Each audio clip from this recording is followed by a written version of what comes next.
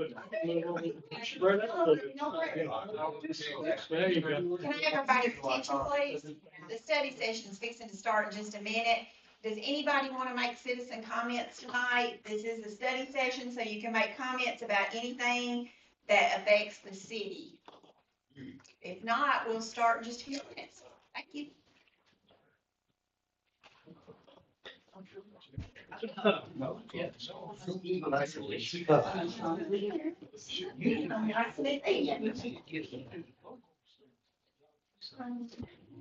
Usually we'd always have John T. Douglas, and he always thought, I said, Good evening, everyone. Welcome to the City of Shelbyville Mayor and City Council session. It is July the 30th, 2024, and it's about 6 p.m. And hopefully everyone's had a chance to look at our agenda. The first thing on our agenda is public comments, and Lisa, we just given an announcement about that. Do we have any, Lisa? No, Mr. Mayor, we do not have anyone signed up tonight. All right, thank you for that. Our next item is staff reports, and we're going to ask our city manager, Mr. Scott Collins, to give that update. Thank you, Mayor. First thing I want to mention, TDOT, along with South Central Development District, is hosting a virtual team meeting on Thursday of this week, and our staff is going to sit in on it because it's an annual reassessment of TDOT's 10-year project plan. And as been discussed around this table, the bypass is not on it, and of course we know we have needs out on 41A.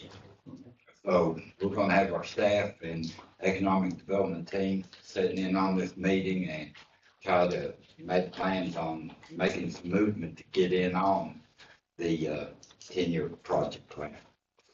The second thing is on the city's webpage, shelbyvilletn.org, is information on the Small Business Support Learning Overview. And there's several courses that we've been discussing with retail strategies. So I encourage all area businesses to please visit shelbyvilletn.org. And there's a link on the front page that'll take you, and it has QR codes and everything else. They'll walk you right through the process to take advantage of this free program.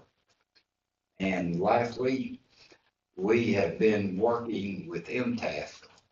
Matter of fact, had a meeting during the TML conference with the executive director to schedule the charter review meeting.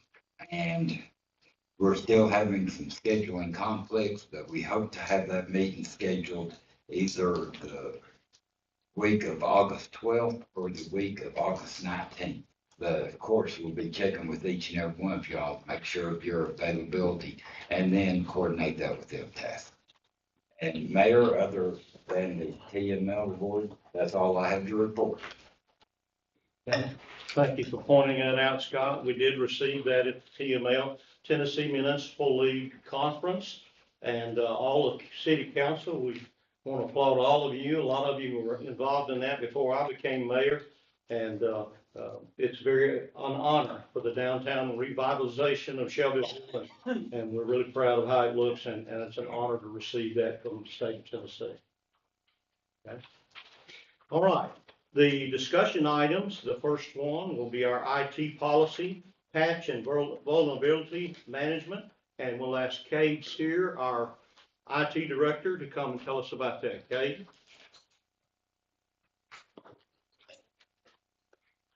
Yeah, this is another one of the policies and going in line with the state requirements that we're trying to meet.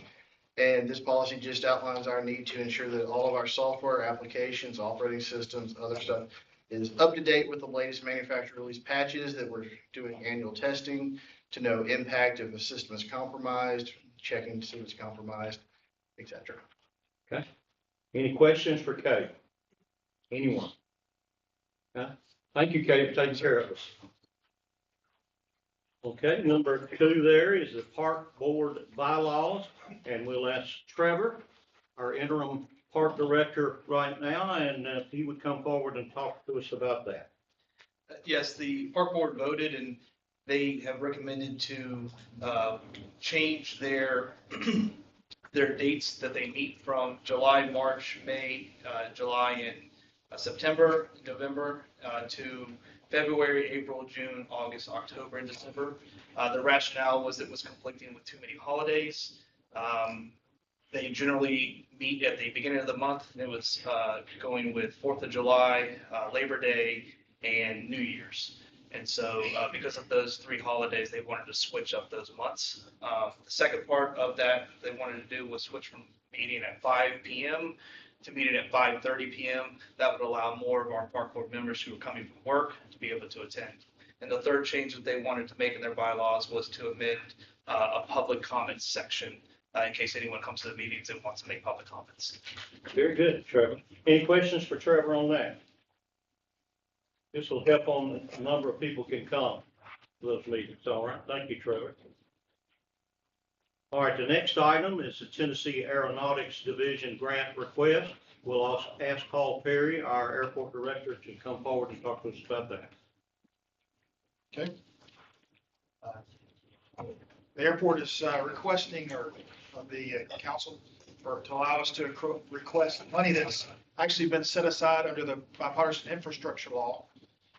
It is a $400,000 total grant request. Local share is $20,000 to build what we call, for lack of a better term, plane ports. Sort of like a carport, but for planes. It's an open area.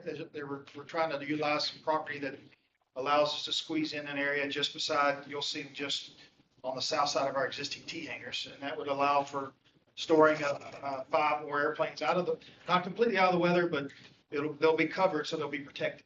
And basically we'll be able to charge enough rent that will take care of the local share within the first year. We'll do that, and from that point forwards, it'll be out of, local share will be taken care of it, so the annual income is around $20,000 a year, and then slowly be increases from there. You think you have a lot of people take advantage of that, Paul? Do you know? We have about 106 on our waiting list. That's So I think some people will be very happy. I think they'll bring a shovel and help move some travel if they could to try to help move in there.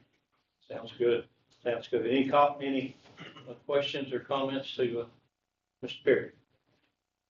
Paul, we appreciate the job you do. Thank you so much. All right, number 4. Flock Safety Memorandum. Let me get my microphone. Flock Safety Memorandum of Understanding. And we're going to ask Sergeant Detective Nathan Everhart from our Shelbyville Police Department to come and enlighten us on that. Good evening. Good evening. Everybody doing okay? If you'll bear with me a second, I'll talk about it and I'll give you a couple examples if I've got time. Okay. So flock safety, again, just requesting the council to sign a memorandum for a temporary 30-day free trial. So flock safety, they design LPRs, which is license plate readers. It's law enforcement sensitive. It's an investigative tool, and many departments all over the country, thousands and thousands all over the country, are starting to use this program. They set up cameras throughout the city, and most of them are solar powered, and so there's not usually an issue tying into city power poles or anything like that. They've actually got a couple already up here in town, and Lowe's actually has 3. Most Lowe's throughout this part of the country has them, and that's for their safety and security. If they're having shoplifters, they can, they can follow the individual out of the store on camera and see what vehicle they go into, and then get a tag read on it, and then report it to local law enforcement. They're able to stop a whole lot of shoplifters. There's a lot of money that's taken. But these are license plate readers, and they've got some that are inbound, some that are outbound, depending on which ones you go with. And we wanted to try to get a 30-day trial. Again, it's a free trial, so that we could maybe get stats for the future to present it when the next budget meeting's up, because it probably would be a decent expense, but I believe it to be well worth it. I wanted to give you a couple examples, if I may. on June the 1st, 2024, we had a homicide here in town. The suspect, Nicole Burke, stabbed a victim, Ronald Travis, at the Gateway Church on Madison, if you guys remember that. And we were given a description of her vehicle, and through our investigative programs that we can run, we actually were able to link that specific vehicle without having a tag. We were able to discover the tag, just like the VIN, the make and model, and enter that into Flock system. Now, obviously, we don't have the Flock system here, so we got with some folks that we knew that had it, and they entered it in for us. She was also entered into, her warrants were entered, and she was entered in NCIC, and her vehicle was entered into NCIC. That's the National Crime Database. So because of that, we got a hit down in Gulf Shores just within a day or two. And we got a hit in Gulf Shores. I contacted the department down there, and I sent the detectives a screenshot of her vehicle that was hit on the Flock camera system. And within hours, probably, of them receiving that information, they were able to take her in custody in Andalusia, Alabama, just above Gulf Shores. What was awesome about that, and it's sad, her 8-year-old son was present during the time of this incident on Madison Street. And when she fled the state, her 8-year-old son was present. So they were able to take her into custody, but also get her kid, make sure the child was safe. So obviously the child went into protective or DCS custody at the time for, until they were able to make other arrangements. But that was pretty awesome. Being able to intercept her so quick, we wouldn't have an idea where she went. We have the NCIC system where we can enter vehicles, and whenever they're ran by officers anywhere in the country, they get a hit on it. But they've got to be ran by officers. If they're caught speeding in another state, somebody runs that tag, just happens to run that specific tag, they could get a hit. But with the LPR system, you can put them into the system, and then wherever they hit that camera, they're going to get a hit within 5 seconds of that camera read. Wow. So another incident we had September the 14th, 2021, and some of you guys may remember this, the defendant Horatio Rice, who was a known vice lord, high-ranking member of the vice lords, he shot a vehicle that was parked at the laundromat next to Little Caesars. You remember that? It was gang-related. He had the wrong car, okay?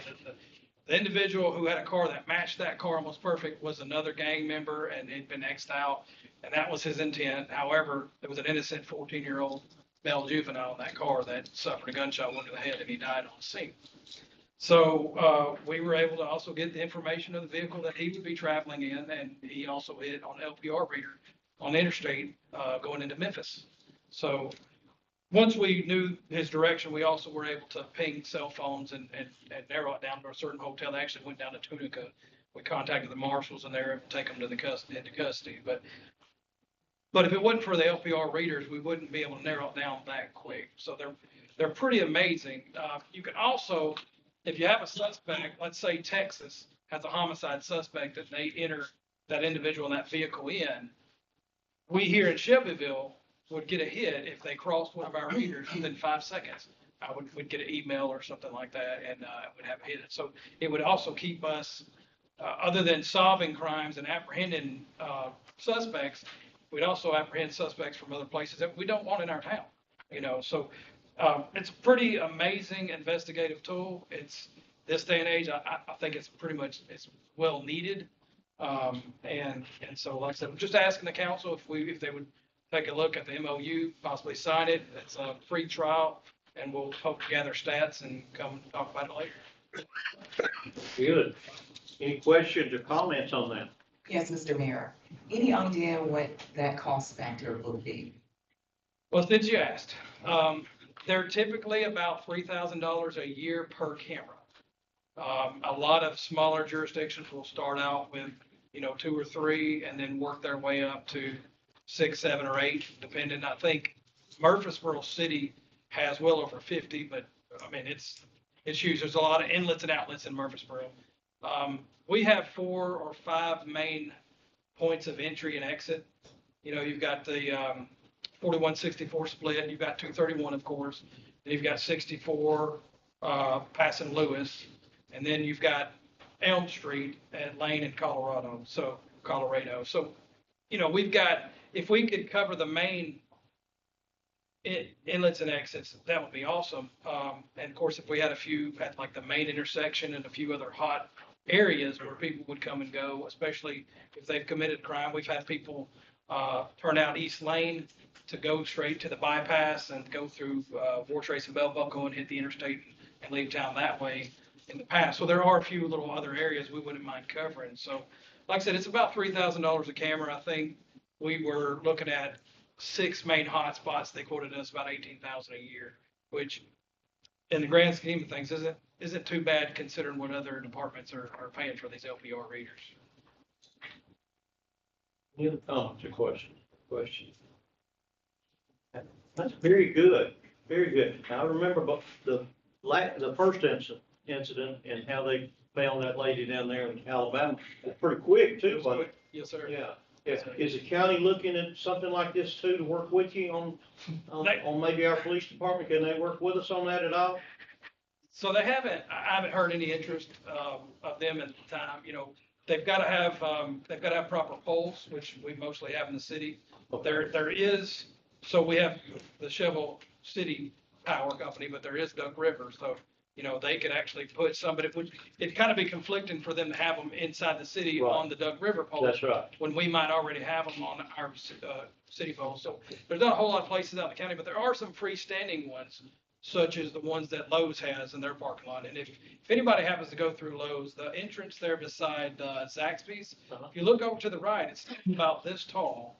And it's just a pole and it kind of looks like this podium, but it's a black, and it faces like this because it's solar powered and it's freestanding. So you'll be able to see those. And I mean, that wouldn't hurt the county to have a few hot spots as well. Something that, if we're able to get them, we start sharing that information. Another thing I forgot to mention is talking about the free ones that they're going to put up. They've actually already got them up here in town, and then there's the 3 that Lowe's has. Once we have that service, and you're not paying for the LPRs, you're paying for the service, we have access to all of them in the country. So it ain't just ours. Once we have them, we can view ours, but we can view any of them in the country. A map where we can select a favorites list or a certain area, just Tennessee or other surrounding states. If we suspect we have somebody that's fleeing the state, we can enter them into the other states surrounding. So it is a very useful. And the same way with other jurisdictions, they're able to access ours and call us and say, hey, we've got a suspect in your area if we don't get a hit first. Like a great tool for me. All right, any other questions or comments for Sergeant Detective Everhart? All right, thank you, sir. Thank you. All right, number 5 is our corridor study, stakeholder group, and we'll ask our planning and coach director, if you would. Sure. So I need 2 worthy volunteers of city council, to sit on the stakeholders meeting. Time commitment is 3 times a year, and the majority of the stakeholders are actually technical. But we have 2 members of planning commission that will participate, as well as we're requesting 2 members of city council. But we have city planning, we have public works, engineering, Shelbyville Power, working on Duck River, Bedford County's planning, as well as Rutherford County's planning.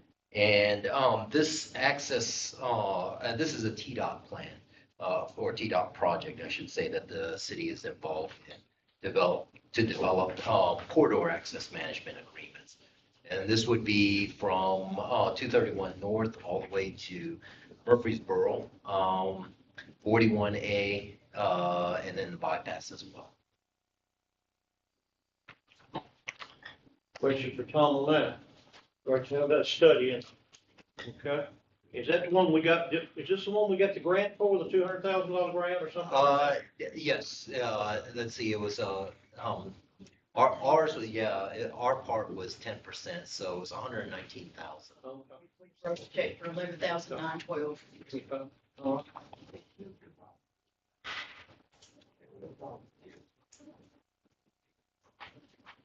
What's it, Katie? What's the date? Well, you know, I probably have a food budget, so I can, offer snacks. Folks will, do something, whatever you want to do. Thank you, Tom. Appreciate that. All right. I'll volunteer if somebody else wants to. Okay, all right. Anyone else want to volunteer for that?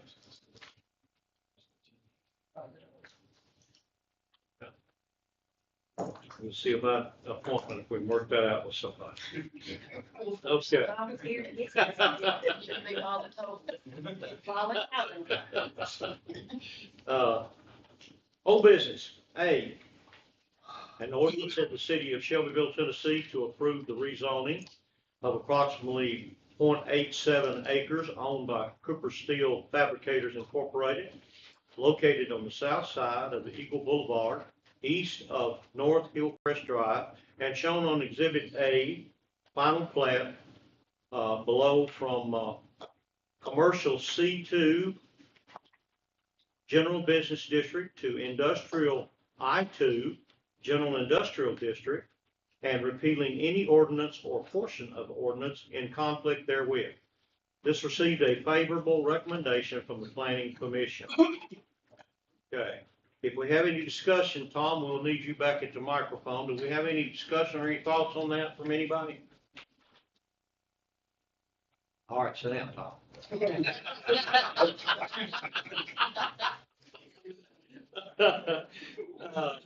Okay, that's pages 17 through 20 of your agenda packet, by the way. All right, B, an ordinance to amend the City Code of Ordinances, Title I, Administration, Officers and Personnel, Chapter 14, Purchasing Department, Purchasing Procedures, and to repeal any and all ordinances in conflict herewith, and providing for an effective date. Scott, if you would, update us on that, please. Yes, sir. It was the changes adopted per the council's decision to go with the 30,000 maximum limit. And then we had to adjust downward accordingly to keep up with the percentages as allowed by TCA. And if y'all have any specific questions, I'll ask our purchasing director to come forward. Any questions on that? I think we've discussed it 2 or 3 times, but any questions tonight on that? Any? Okay, all right, if not, we'll move to the next item. All right, this is new business ordinances. This is the first reading. A, an ordinance of the Shelbyville City Council to approve the preserve at Lexington Cove PUD regulating pattern book as recommended by the Shelbyville Municipal Planning Commission and repeal any ordinance or part of an ordinance in conflict herewith. Okay? Any questions on that? Tom has some slides for it. Thank you. Any questions at all on that? Everybody know where that's at? I think we've discussed it 2 or 3 times. This was tossed back last month Yes, to the planning commission. yes. So what was discussed there? So at the July 11th city council meeting, it was returned back to the planning commission. And in short, on July 25th, same amount of commissioners voted in favor of supporting it. And then 1 abstained, and it was the same as well as in the first time around in this one. The commission agreed that the impact of Trinity Road is either mitigated in the traffic study. So there was no concern with the development's impact on Trinity. It was addressed within the traffic study as well as in the presentation by the well, I guess it was me that presented, but any questions that were answered by the applicant. So, and I also wanted to bring up that in the second phases of this development, there is going to be another traffic study to determine whether or not other measures were needed to mitigate the traffic development.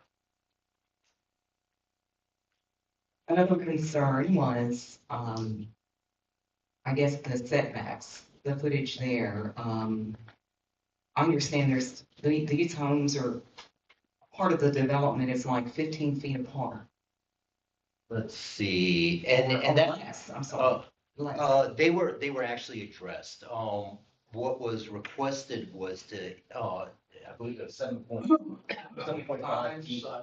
So it would make it 15, for the side yard. They addressed staff's concern on that and increased that to 7.5 feet. So basically you would have 15 feet between the two. And that's still sufficient room for HVAC trucks, et cetera, to come through and do Yes, service? it's still sufficient room, yes.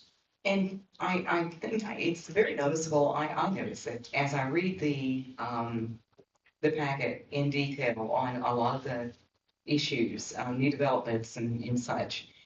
The comments are at zero when it comes to our police, fire, and others, and I'm thinking, are they addressed at all? Are they called to the podium to perhaps address any issue they foresee?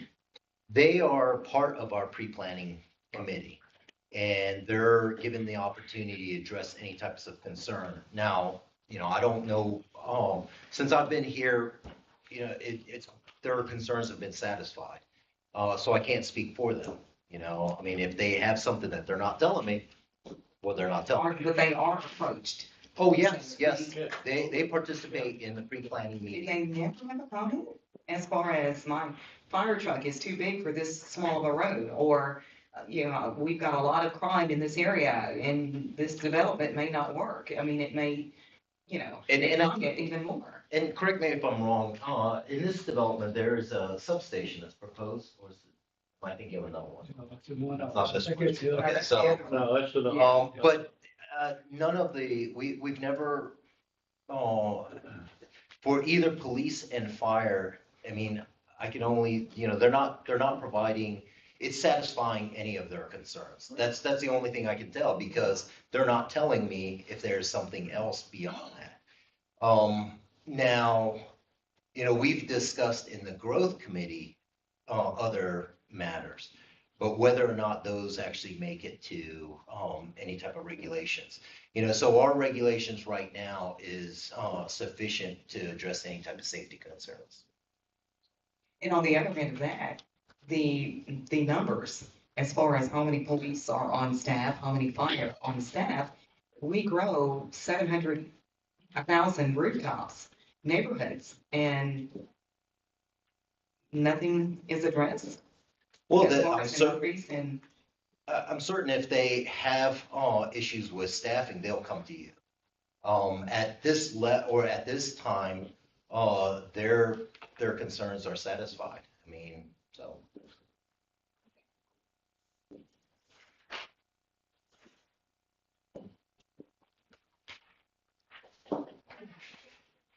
I think the growth that maybe Councilmember Ewing is talking about is each one of these developments that comes in adds people and rooftops. Yes. Kind of like taking a bite of the apple. Each bite of the apple, maybe that's not that bad, tastes pretty good, looks good, but eventually the whole apple's eaten. And that's up to this council then to make the big changes on the growth as to whether we need to add police and fire and how we expand those services.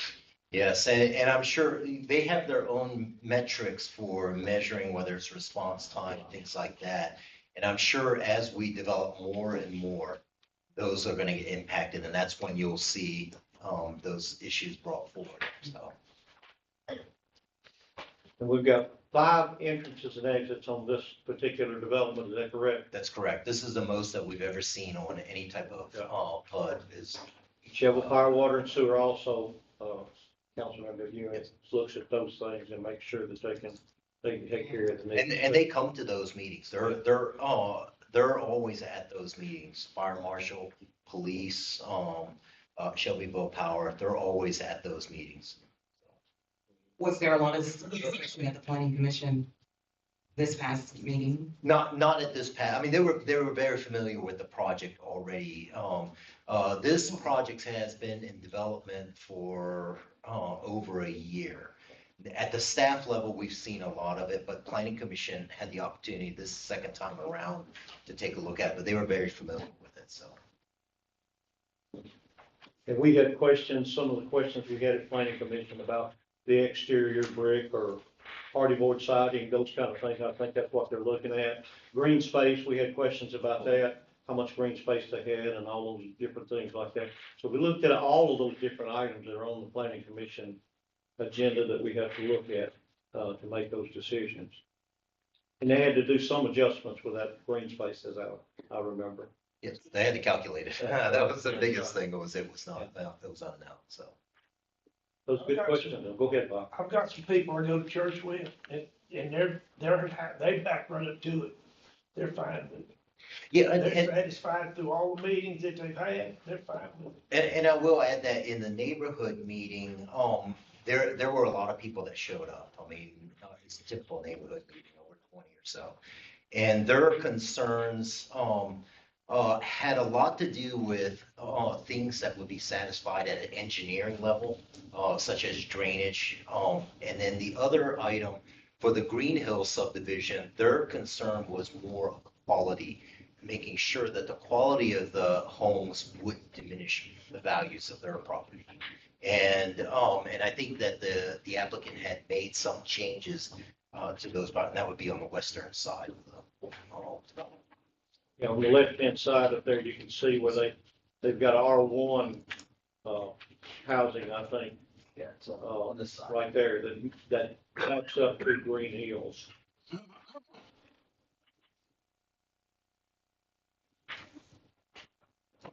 You were talking about the substation, you were making reference to a different, totally different property. Right, but my point is that this was a proposed R4 as well. And we're looking at R4 here at the preserve. Let's see, let me go back to I concept. think they're both good, really. if I'm not- Yeah, these yeah, are, yeah. yeah, Which both of them. Some of them would be your R4. And I would say that the other one that I was thinking about had some, was almost double, was more than double. Yes, almost triple. Yeah. Oh, yeah, look, 700 is Yeah. Yeah, and one of the big problems in And the that's- other development we're talking about is entrances and exits and roadways and things like that. That one has a lot harder time, because it has very little connections to the main roads. But that one's, and they've been offered, the one way of solving their situation is to reduce the number of houses, so. How many years do you think it'll take to build that? 10. Probably 10 years. So we're looking at the future when we make these decisions. 10 years down the road before this will be completed, 274 units. Hopefully we'll have a 4-lane, 41A. Good question. Anyone else? And as far as fire department, things like that, our chief of police is here with us tonight. Fire chief's not with us tonight, but we got representative. Those folks do look at those rooftops and what they can cover, and we may be looking at substations in some of these places. All of that's looked at. Those guys do a good job of taking care of it. He's got cottages and R1, that's 15,000 square foot lot. Then they got the cottages, and you said the parking would be on the backside of the cottages. Yeah, these that have alley. Have an alley behind them or something? There's some that are alley, Yeah. where they have alley, loaded, or the back of it is loaded. And then you have the single family as well as the townhomes. And the street wider in some parts of it too, Yes. correct? Yes. Okay. Good questions. Anybody else have a question? That's good to get those questions out there. For clarification, Mr. Mayor, I don't think any of them are 15,000, those lots, I think all of them are smaller than that. 12 to 13 is the largest, smallest is around 65. R1 is 15, so none of them actually are. Yeah, those houses I was thinking about was right next to Green Hills, and they're just the square footage of it has to be larger to match what's in Green Hills. Is that correct? R2 is 10,000 square feet. Yeah. They're both considered low density. Good question, William. Anyone else? Big decisions. All right, thank you, Tom. Wait a minute, Tom, stay right with me. Yes, I'm gonna stay right here. What a great team we have to work with. B, an ordinance of the city of Shelbyville, Tennessee to approve the rezoning of approximately 5.17 acres owned by DCC Strategic Realty Partners LLC, located on the east side of Barksdale Lane, south of Blue Ribbon Parkway, and shown on Exhibit A, final plat. It says below, from residential R3, medium density residential, to residential R4, high density residential district, and repealing any ordinance or portion of ordinance in conflict therewith. This received an unfavorable recommendation from the Planning Commission. So this application was also returned, by City Council on July 11th. And, it was initiated partly, by the email from the applicant. And I've summarized here 6 points, and I won't discuss all of them, but I'll discuss some of the aspect. And this is the same presentation I gave to the Planning Commission.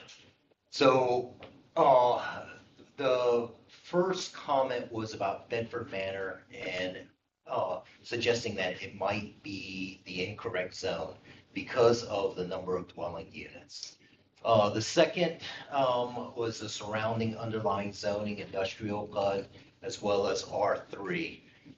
The other item, number 3, the vote by commission was close. And I'll tell you that the commission voted the same way this time around as well. And then the applicant also suggested their successfully completed projects incorporating Airbnbs, which I didn't address because that was just a statement on their part. And the need for non-income based housing, and you'll see in the presentation that yes, there is a need for that. And then the other statement, I think that it's worth pointing out that their project that they've been working on for the multifamily, the design standards, they're conforming to it, but they're doing a great job at that. So, in short, at the July 25th Planning Commission, the Planning Commission voted an unfavorable recommendation for the same reasons as before, and that the comments from the applicant were not enough to change their decision. So if we look at both the zoning map and the future land use map side by side, this has to do with the first question about whether or not Bedford Manor is a mistake. I think that if you look at this existing zoning map, it might suggest that, but when you couple it with the future land use map, the whole point of the future land use map was to have this mixed density residential. The maximum zoning in that district is R3A with certain conditions, which this particular property doesn't meet. And then R3 is the highest zoning if it doesn't meet those R3A conditions. So you see, this is Bedford Manor here. And when I look at both of them together, what it suggests to me is that actually the goal was to keep Bedford Manor create a non-conforming use so that you couldn't expand that type of use. So maybe by itself, it would be considered maybe potential that it was incorrect zoning. But when you look at both of them side by side, the conclusion that I come up with is that it's not incorrect zoning. It was just the purpose was to create a non-conformity so that it couldn't expand that type of multifamily use. The other areas that were in question had to do with this PUD here. And there were questions about the I-2 zoning and Bedford Manor. And this is just one layer of review because the underlying zoning says one thing, but when you go to the actual neighborhood condition, you'll see that that PUD is undeveloped. Mm-hmm. And so you only have this multifamily here. You have this PUD. There's no doubt there's industrial here, but there's a tree line buffer with that. So that's not really of concern. The majority, you have all the single family to the north. And here's on the projected growth, there's no doubt that we're growing. It's just that, and I know, council has the obligation to look at the city as a whole as well as, so when they're considering these applications, I know that your job, the hard part is thinking out for the whole city. But when I go back and look at these rezoning, what I look at are the neighborhoods themselves.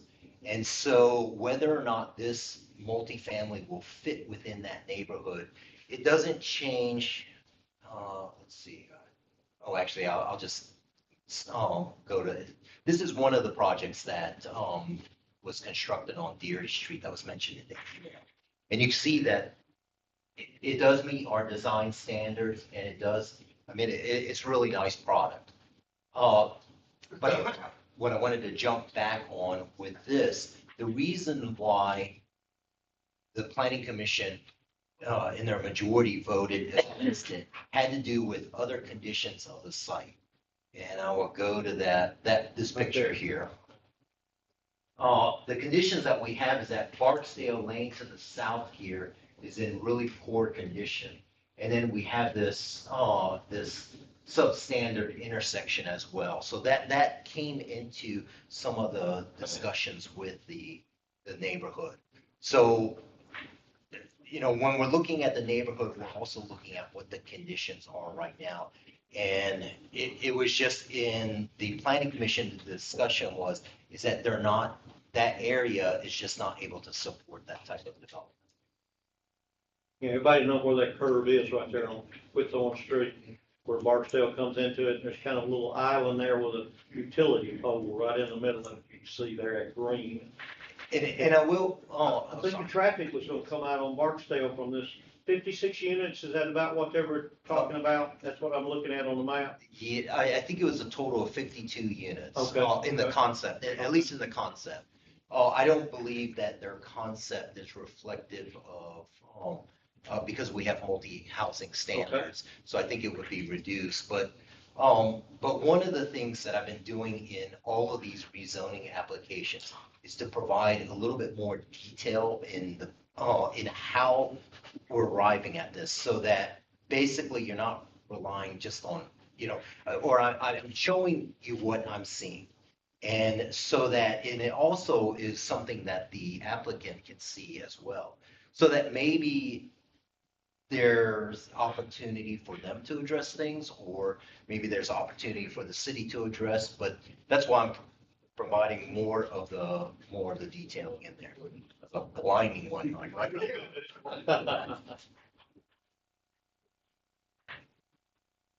Any other questions, comments on that? Are these gonna be single story? Did I remember? Yes, Okay. yes, That's what I was the concept didn't show it, but I believe that they are. Yeah. Okay. Any other questions or comments on that? So for this project to go forward, that R3 is the maximum where that can land. It's currently zoned R3, yes. And the applicant is wanting to go to R4. Right.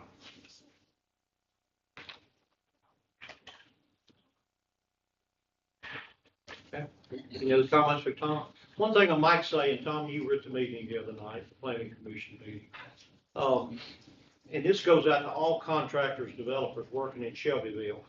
When you are developing, if something has been approved by the city council and by Shelbyville, be careful with the neighbors that have already been there. We had a gentleman that was in the meeting the other night, and he had a piece of property and put all of his life savings in and lived there, and he was getting some soil erosion and things from a development on another side of him. So I'd ask all developers to make sure that you take care of the neighbors that are already there, whatever you have to do to not affect their living standards and their property when you do any kind of development in Shelbyville.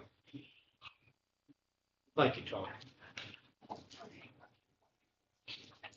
Okay, resolutions.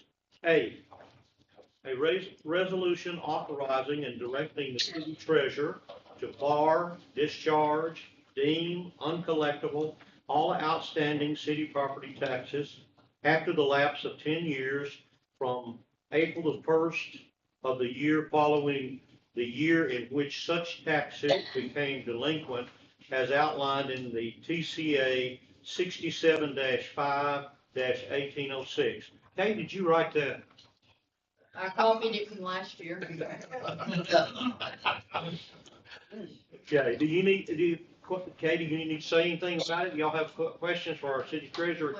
Okay, Just generically, the total of all those taxes are $6,541. I was looking this afternoon, it's 48 separate, taxes. 46 of them are personal property. All of these have been turned over to clerk and master. They've tried to collect them. 10 years has passed, they're still uncollectible, so it's not real property. Right. I think 46 are personal property, 2 public utilities, and they may have gone out of business, I don't know. Once we turn them over, then the clerk and master is the one that collects. So, if they get the money later, we'll still be glad to take it, but this just takes it off our books. If we're trying to clean this up, we try to do this after, 10 years has lapsed, so. very good, very good. Any questions for, okay. All right, thank you. All right, business items, purchasing. Miss Lori, I believe we're gonna need you. A whole lot, it looks like. It's Christmas for Buck. Item number one. I don't get no flowers. Item number one, MSA self-contained breathing apparatus, and this is for our fire department. This is pages 107 through 109 if you're looking it up. Lori, please tell us. Yes, that is an AKA air packs, which they have a rotation every year where we buy, I think it's 5 this year, 5 units, and that's so they're all not expiring at the same time. This is through the HGAC National Cooperative Contract, $54,125.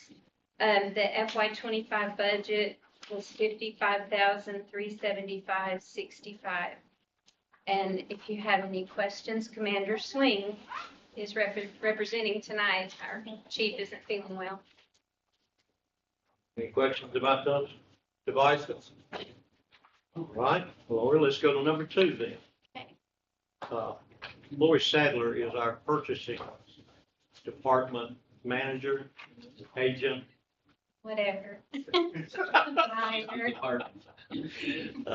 Number 2 is a John Deere Z997R diesel mower with a 72-inch deck, and this is for the Parks and Recreation Department. Yes, so this is through the Sourcewell National Cooperative. These are governmental contracts, by the way. $23,884.63. Their budget was $25 out of the capital fund. Okay. Any questions? Any questions? Trevor's here. Yeah, Trevor here, if you need a question on that. Okay. Number 3 is a New Wave Sidewinder 22-yard, I guess that's what the yard automated side loader garbage truck with a solid waste for the solid waste department. And we have is Buck still with us? Yeah, hey Buck. Yeah, he is. All right. Any questions on that for Lori or Buck? This is also through the Sourcewell National Cooperative, $314,511.16. Their budget was $400,000. Now, if you'll notice my paragraph at the bottom of the staff summary, the budget amount was based on a 31-yard tandem axle truck. We learned since budget time that this truck would be 2 years out. So the staff adjusted their request to a 22-yard single axle that will be available immediately and still maintain their quality of service. Okay. Any questions on that? Didn't we have brake issues with the single axle versus the tandem? The reason we've gone to tandem? We actually had it for both the tandem and the single axles, but I think that we've solved the problem with the type of brake pads and everything else that we were using.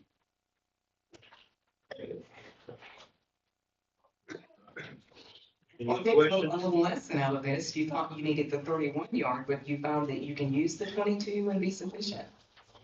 Well, the greatest ability about this truck is availability. 2 years waiting on a tandem, we would have fell further and further behind. The single axle, it's a couple more trips to the transfer station. But we'll have it right away and we'll be able to rotate through our other garbage trucks. Very good. That's a big job, isn't it, Bob? Yeah. And, I guess we're producing a lot more trash, huh? Yes, sir. Yes, sir. And the prices are going up to get rid of the trash That's too, what- so that's what that'll be coming. That's what I'm finding out. Yes, sir. All right, thank you. We appreciate your work. Number 4 is a 460-96 gallon toter trash cart, and that's also for the solid waste department. Yes, that's a quantity of 460 trash carts. Again, this is an annual buy. As long as we're growing, we're assigning trash carts to houses. The good thing about this contract this year, I guess supply and demand came into play. And these are $2.50 cheaper per cart than last year, which I haven't been able to say that in a long time. The current price, $61 each, total spend $29,960, which includes $1,900 in freight. It takes a lot to get those big carts here. Again, this was if I didn't say it, it's a Sourcewell National Cooperative, and the budget was $30,000 out of the general fund. Okay. And we provide those for all of our citizens living in the city. Is that correct? Okay. Good job. All right, any questions on that, folks, before we move forward? All right, number 5, a 4-ton asphalt recycler and hot box trailer. And that's for the street department. Yes, this again is a Vibor National Cooperative contract. Total spend $39,015, which included over $2,000 in freight. The budget was $40,000, and if you have any questions at all, Buck needs to come up here because I have no idea what this is. I think we talked about it. Yeah. I think this is the first Yeah. one of these for our city. Patching potholes, it lasts a whole lot longer with this Yeah, device. yeah, we'd be able to tackle a little bit bigger patches and everything with it, so in the winter time, or what you guys call winter here, and when it's chilly, we'll be able to do our patching. I'm anxious to see this work. Yeah, that sounds good. A little bit more permanent fix on those potholes. All right, any other questions about that? All right, let's move to number 6. 2024 Ford Maverick all-wheel drive crew cab pickup, and that's for stormwater department. Yes, sir. This again is, this one is Tennessee statewide contract, $30,874. This truck it's a 3 to 6 month lead time. So we're just getting our, name on their list. The budget was $35,000, so they had a good savings there. And I will tell you, one reason a lot of the departments bumped their prices a little was because we got burnt a couple years ago because the contracts they were allowed increases quarterly. We didn't factor in at budget time. And so everything I was bringing to you is a little short, but luckily we got in the first quarter of the year on this one and the price didn't change. Yeah. I need, we just passed the budget for all these things, and it is good to go ahead and order them, because there's a backlog in it. I mean, before you can get it. You say 2 years on that garbage truck? Yes, sir. We're just now, next month, we should be receiving the tractor trailer that the truck that we ordered 2 years ago. So, that's why, and I wanna commend one of my employees, Adam Heiss. He tracked this single axle truck down in Iowa and made some calls, made some connections. We found out it was made by Municipal, who we normally get the trucks from. So they are transporting it from Iowa to here, made it happen. Otherwise, we would have been at least a year on that truck. Wow. Yeah, that's good to have folks doing research like that to find it. Absolutely. And with all that, we have saved over $97,000 within our capital budget this year from doing that. Very good, very good. Number 7. Did anyone have any questions about that? Okay. Number 7, 6 Ford Interceptor pursuit vehicles, and it's for our police department, Shelby Police Department. Lori? This too is on Tennessee statewide contract. The vendor is Lonnie Cobb Ford in Henderson, Tennessee. $58,428 per equipped vehicle. Total spend $350,568. Their budget was $357,300. I believe there are a couple of things that will still come out of that capital budget to finish that out, but at this point, they're $6,500 under budget, thereabouts. Gonna be any problem getting those? And what was the lead time? I've already forgot. 6 to 8 weeks. 6 to 8 weeks. Okay. They're built in Chicago. They're in Chicago right now. Okay. All right, any questions on that? All right, appointments is the next item. Thank you, Liz Lori. Appointments is the next item, Industrial Development Board, the IDB. And the IDB has 2 appointments or 2 members that are coming up for reappointment, and both of them have, I think one of them have retired, and the other one may want some time too, and so they both have agreed not to be reappointed. So we're looking for 2, and that's a council appointment, isn't it? I think that's right. Can't remember, Mayor, I put Okay. it in. Says mayor appointment with council. Mayor appointment with council ratification, there you go. Okay. The 2 names that I have right now, would be, Thomas Landers, and the other one is, Bo Gill. Now, that's just 2 names. We're not gonna vote on that tonight, but, if you have other names, let us know right now, if you know of anybody. And then you'll have a choice to vote on them. William? Anybody? No? All right. That's the only 2 names we have going forward, looks like, Lisa. Okay? Mayor, I have to check. I want to think there may be something in the Industrial Development Board that if they're on another city board, they can't serve on both of those. I may be thinking about something different, so just let me That's check. one of those One of names those does serve on Is another. currently on our planning commission, That's so, but just let me double check and I'll have that information for you before next week. All right, that'd be fine. That'd be fine. Anyone else have any comments there? Very important board, IDB. The library. Okay, I do, I put it in your packet, Mayor. I just got the letter from the library board. They always send me, a letter with, their recommendations. okay. The 2 seats that are up for their 3-year term, both ladies have decided to not be reappointed. Okay. And so they have asked for Vaughn Belden and Michelle Hasty to be appointed to those 2 seats for 3-year terms. Okay, all right. And those are 3-year terms. Now, the term on that IDB is like 5 years? 6. 6 years. Okay. All right, anyone else have any names beside that, maybe for the library? Those 2 members have decided to come off, right? Yes, sir. Yes, sir, So in we both got- cases. And these are city appointed, there's county appointed on that library also, because we both, city and county, fund the library. Correct. Okay. All right. Anyone else have any names?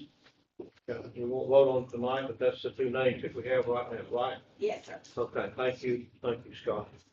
Okay, is there any other business to come before the council tonight for this study session? Okay. Any announcements to make? Okay, Traffic signal. Traffic signal is live at very good. 437 bypass from Fairfield Pike. Thank you. Everybody be careful. Everybody be careful right there then. Public Works Department got those traffic signals up before the school started, very good. All right, When's the paving on that?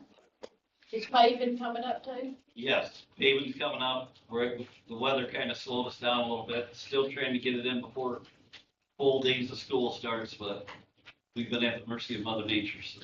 okay, that's I meet with them tomorrow, and hopefully they give me a firm date. sounds great. That's Fairfield Pike, correct? Yes, sir. Thank you, Buck. Buck, I still can't get your last name right. Tell us again. Balad? Valad. Balad. Okay, all right. We were at a meeting and I was asking him, I had been calling him something else. Lots of people have. And he didn't even get mad. I was calling valid, I think. Yeah, he's not valid. Valid. Okay. All right. And it's very important to get people's names correct. Very important. Okay. If we don't have any other business, I will, call this meeting adjourned. You made it before 7.